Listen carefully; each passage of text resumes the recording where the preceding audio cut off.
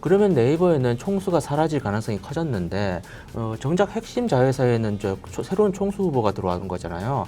아이러니한 구조 아닙니까? 네, 그래서 IT 업계에서는 이런 얘기가 나오는데요.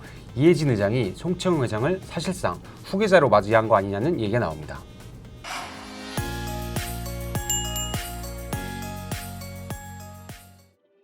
지배구조는 기업의 의사결정 구조를 보여주는 설계도라고 하죠.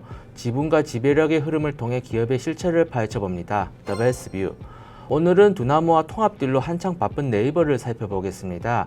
지난해 3월 이해진 네이버 창업자가 이사회 의장으로 복귀했죠. 시장에서는 왕의 기한이란 말까지 나왔는데요. 그런데 정작 이 의장의 네이버 지분은 4%가 채 안 됩니다. 왕은 돌아왔는데 왕자를 지탱하는 지분은 소액주주 수준인 셈인데요. 여기에 네이버 파이낸셜과 두나무의 결합까지 현실화되면 네이버의 오너십은 더 복잡해질 수 있습니다.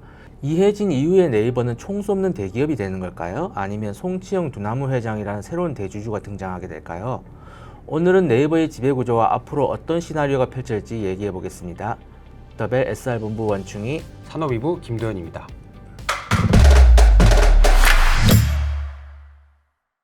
들어가기에 앞서 오늘 영상은 미래에셋증권의 모바일 투자 플랫폼 M스톡과 함께합니다. 미래에셋증권이 제공하는 MTS 앱인데요. 자세한 내용과 설치 방법은 미래에셋증권 M스톡을 검색하면 바로 알 수 있습니다. 도현 기자, 네이버 지배 구조를 보면 상당히 특이합니다. 이해진 의장이 분명 창업자고 공정위에서 총수로 지정이 됐는데 지분은 3%대잖아요. 일반적인 재벌 총수하고 상당히 다르죠? 네, 맞습니다. 네이버는 법적으로는 총수가 있는 대기업이지만 주주 구성을 보면 이미 총수 없는 대기업에 가까운데요. 일단 이 의장의 지분은 3.7%, 자사주를 제외하고 의결권 기준으로 다시 계산해도 4% 초반 수준입니다. 5% 이상 지분을 가진 주주 주요 명단에도 들어가지 못합니다. 국민연금이 9%대 블랙론 같은 글로벌 자산 운용사가 6%대로 이 의장보다 더 많은 지분을 보유하고 있는데요. 나머지는 국내외 기관과 소액주주들이 넓게 분산돼 가지고 있습니다. 쉽게 말해 네이버 전체 주주를 체육관에 모아놓으면 이해진 의장이 VIP석에 앉긴 하지만 혼자 경기 규칙을 바꿀 만한 표는 없다는 뜻이군요. 네, 그렇습니다. 전통적인 재벌에서는 총수 일가가 지주회사나 핵심 계열사 지분을 확보하고 계열사 간 출자나 재단, 개인 회사 등을 활용해서 지배력을 보완하는데요. 그런데 네이버에서는 그런 장치가 거의 없습니다. 이 의장이 개인 회사인 즈음이 있지만 네이버 지분 관계나 거래 관계를 통해 지배력을 강화하는 구조는 아닌 거죠. 동생 이혜영 씨가 즈음 대표이사로 있지만 즈음과 네이버는 무관합니다. 따라서 자녀나 친인척이 네이버 계열사 경영에 대거 참여하는 것도 아니고요. 순환 출자나 오너 일가 소유 회사를 이용한 우회 지배도 없습니다.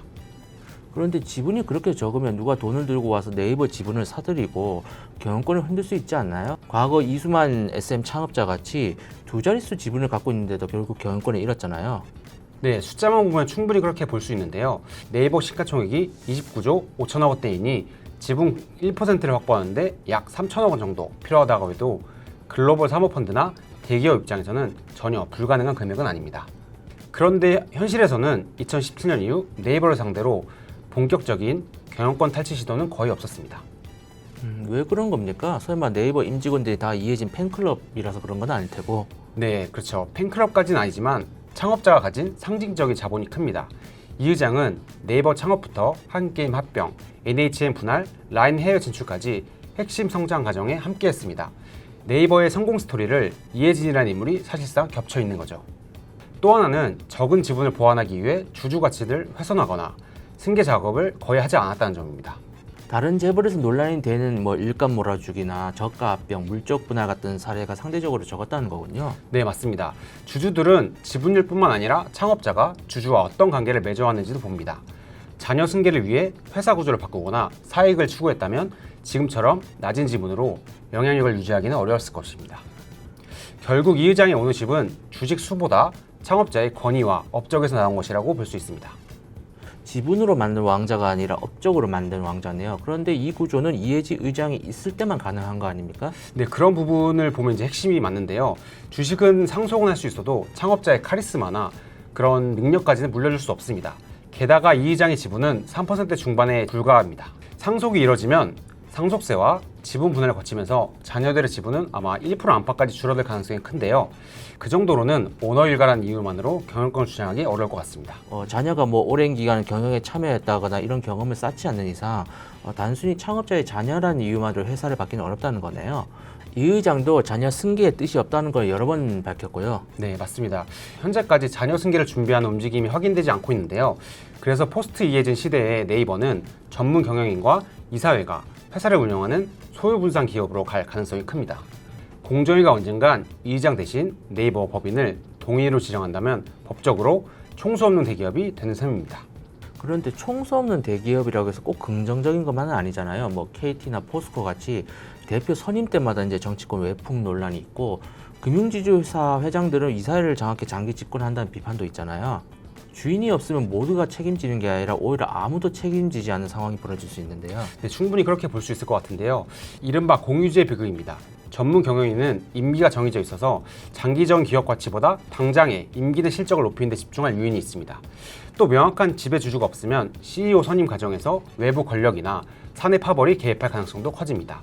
이사회의 독립성이 약하면 CEO를 둘러싼 내부 정치가 벌어질 수도 있고요. 총수가 없어서 좀 민주적인 회사가 될 줄 알았는데 자칫 사내 정치만 더 심해질 수 있다는 뜻이군요. 네, 그렇습니다.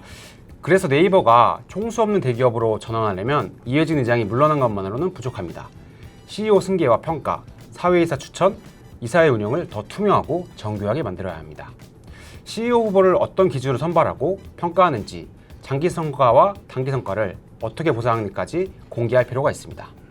총수 없는 기업에서는 이사회가 지배구조의 핵심이 된다는 건데 창업자의 판단을 대시할 수 있는 거 결국 제도라는 뜻이네요. 그렇습니다. 네이버가 소유분산 대기업의 성공 사례가 되려면 사람의 권위를 제도의 권위로 바꾸는 과정이 필요합니다. 그런데 이런 상황에서 이제 새로운 변수가 등장했죠. 네이버 파이낸셜하고 두나무가 지금 결합을 추진 중인데요. 현재 시장에서 거론되는 방식은 네이버 파이낸셜이 두나무 주주들에게 신주를 발행하고 두나무를 100% 자회사로 편입하는 이제 포괄적 주식 교환이에요. 그런데 교환 비율이 2.5대 1로 적용되면 송치영 회장이 네이버 파이낸셜의 최대 주주가 될 수 있다는 계산이 나옵니다. 네, 현재 거론되는 가정대로 계산하면 그렇습니다. 두나무 주식 한 주당 네이버 파이낸셜 신주 2.5주를 지급할 경우 네이버 파이낸셜은 막대한 신주를 발행하고 네이버의 지분율은 크게 희석됩니다. 반면 두나무 지분을 가장 많이 가지고 있는 송치영 회장은 신주를 대량으로 받게 되고요. 대략적으로 계산하면 네이버 지분은 17%입니다. 송 회장은 19.5%를, 김영련 두나무 부회장은 10%대로 추산됩니다. 네이버가 두나무를 품는 줄 알았는데 계산기를 두드려 보니까 이제 송 회장이 네이버 파이낸셜의 최대 주주가 되는군요. 김영련 부회장까지 합치면 거의 30%에 육박하고요. 그래서 이 거래는 단순히 네이버가 두나무를 인수하는 딜로 보기는 어렵습니다.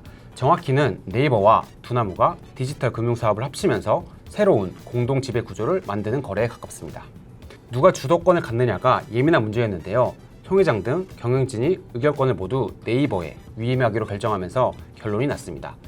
네이버가 행사할 수 있는 의결권은 총 46.5%에 이르는데요. 네이버가 최대 주주 역할을 하는 것은 변함이 없습니다. 그럼에도 이해진 의장의 위치가 좀 미묘해지지 않습니까? 네이버 본체에서는 창업자의 상징성을 바탕으로 영향력을 행사하고 있지만 정작 핵심 금융자회사는 송치영 회장이란 더 지분이 많은 대주주가 나타나는 거잖아요.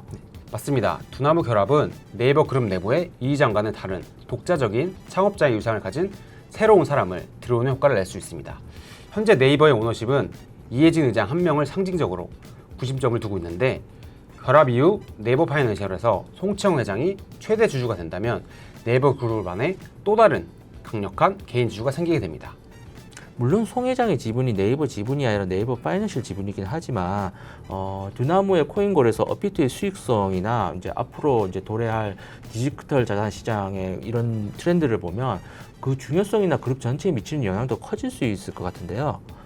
네이버는 작년 영업이익이 2.2조인데 두나무는 8천억이 넘고 두나무가 잘 벌 때는 1조도 보니까 그룹 내에서 입김이 강해질 수도 있겠어요. 그럴 가능성이 충분합니다. 그러면 네이버에는 총수가 사라질 가능성이 커지는데 정작 핵심 자회사에서는 새로운 총수 후보가 들어오는 거잖아요. 아이러니한 구조 아닙니까? 그래서 IT 업계에서는 이런 얘기가 나옵니다. 이해진 의장이 송치영 회장을 사실상 후계자로 들여온 것 아니냐는 이야기입니다. 혈연도 아닌 외부 인사를 들여온다고요? 재벌 승계에 익숙하면 낯설 수 있는데요. 이 의장 입장을 보면 아주 뜬금없는 얘기만은 아닙니다. 뚜렷한 후계자가 보이지 않고 자녀 승계도 하지 않는다면 총수 없이 가거나 사업을 이어갈 파트너를 선택할 수 있으니까요.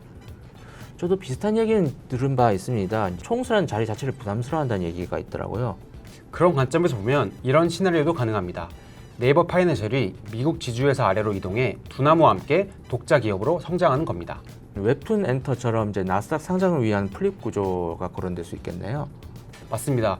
미국 지주회사가 결합법인을 지배하고 네이버와 송치영 회장, 기존 투자자들이 그 지분을 보유하는 방식입니다. 이후에 상장이나 추가 투자로 네이버 지분율이 낮아지면 결합법인은 독립적인 경영체제로 움직일 가능성이 있습니다. 그러면 장기적으로 네이버가 직접 지배하는 회사가 아니라 영향력을 행사하는 관계 회사에 가까워질 수 있겠네요. 네, 또 다른 가능성은 통합 네이버 파이낸셜과 네이버를 합병하는 겁니다. 그러면 송치영 회장 지분이 이해진 의장을 넘어설 수 있습니다. 가능성은 있겠지만 좀 꽤 파격적인 시나리오인데요. 네, 그래서 네이버의 미래 지배 구조는 단순히 이해진이 있느냐 없느냐로만은 볼 수 없는 겁니다. 네이버 본체는 총수 없는 전문 경영인 체제로 이동하고 네이버 파이낸셜과 두나무 결합법인은 네이버와 송치영 회장이 공동 지배하는 구조가 될 수 있는 거죠. 한 그룹 안에 소유분산형 지배 구조와 창업자 중심 지배 구조가 공존하는 겁니다. 말 그대로 한 지붕 두 거버넌스네요. 역할 구분도 중요하겠어요. 네, 그렇습니다. 이해진 의장은 AI와 글로벌 전략, 전문 경영진은 플랫폼 사업, 송 회장은 디지털 금융을 맡는 식의 역할 분담이 가능할 것 같습니다. 다만 네이버페이나 스테이블코인처럼 사업이 겹칠 때 의사결정 구조가 불명확하면 갈등이 생길 수 있습니다. 시너지를 내려다 의사결정만 늦어지는 상황은 피해야겠군요. 네, 맞습니다. 결국 두나무 딜의 성패는 기업 가치보다도 5년, 10년 뒤에도 작동할 지배구조를 만들 수 있느냐에 달려 있습니다. 결국 네이버는 국내 대기업 가운데 누구도 이제 제대로 가보지 않는 길을 걷는 셈이네요. 네, 그렇습니다. 성공하면 창업자의 장기 비전과 전문 경영 체제를 결합한 새로운 모델이 될 수 있는데요. 반대로 실패하면 CEO 선임을 둘러싼 정치나 단기 성과 중심 경영 같은 총수 없는 기업의 부작용이 나타날 수 있습니다. 결국 두나무의 결합은 네이버 지배 구조의 가장 큰 시험대가 될 것으로 보입니다. 네이버의 지배구조 종착역이 정말 총수 없는 대기업이 될지 아니면 이해진 의장과 송치영 회장이라는 이 두 창업자의 공동 오너십 모델을 만들게 될지 지켜봐야 할 필요가 있습니다. 왕은 돌아왔지만 지분은 4%가 안 되고 인수하려는 회사의 창업자가 자회사 최대 주주가 될 수 있는 상황인데요. 네이버다운 복잡한 계산이긴 합니다. 검색창에 네이버 주인이 누군가를 입력해도 아직 정답이 나오지 않을 것 같은데요. 결국 정답은 지분율 하나가 아니라 이사회와 주주간 계약 그리고 이해진 이후의 승계 시스템에서 나올 것으로 보입니다. 네이버가 한국형 소유분산 기업의 모범 답안을 쓸지 아니면 주인 없는 기업의 오래된 함정에 빠질지 계속 살펴볼 필요가 있겠습니다. 오늘 더베스트 뷰는 여기까지입니다. 김 기자 오늘 수고하셨습니다. 맞습니다.